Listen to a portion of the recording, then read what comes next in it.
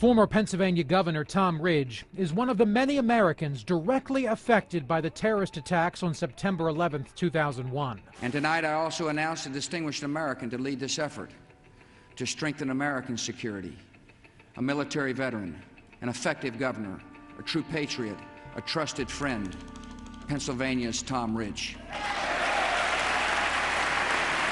a time of national crisis, when the president knocks on the door, whether you're Republican or Democrat, your answer is, yes, Mr. President, how can I serve? That I will support and defend the Constitution of the United States. The Constitution of the United States. After 7.5 years, Ridge left a job he loved, being governor of Pennsylvania.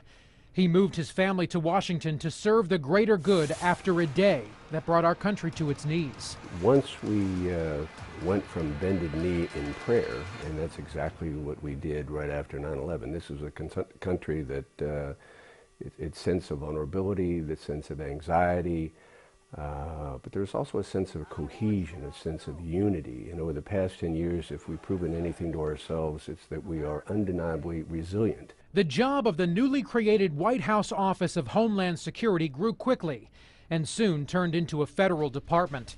The Department of Homeland Security, led by now Secretary of Homeland Security Tom Ridge, was charged with coordinating federal agencies for the security of our nation.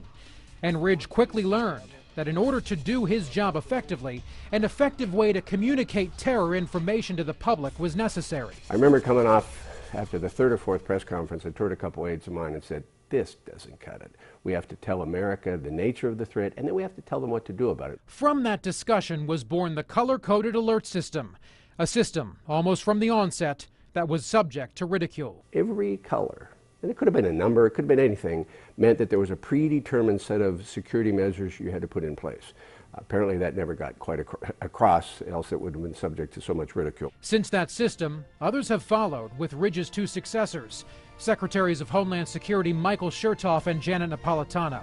But Ridge says one thing that has remained the same, regardless of who's in the White House or which party controls Congress, the American resolve to handle anything that comes our way is as strong as ever. We can deal with this. We've dealt with everything that's been thrown at this country for 200 years, so we can take care of ourselves. We don't live in fear, we live in freedom, and nobody operating out of caves or in Pakistan, anybody else is going to take it away from us.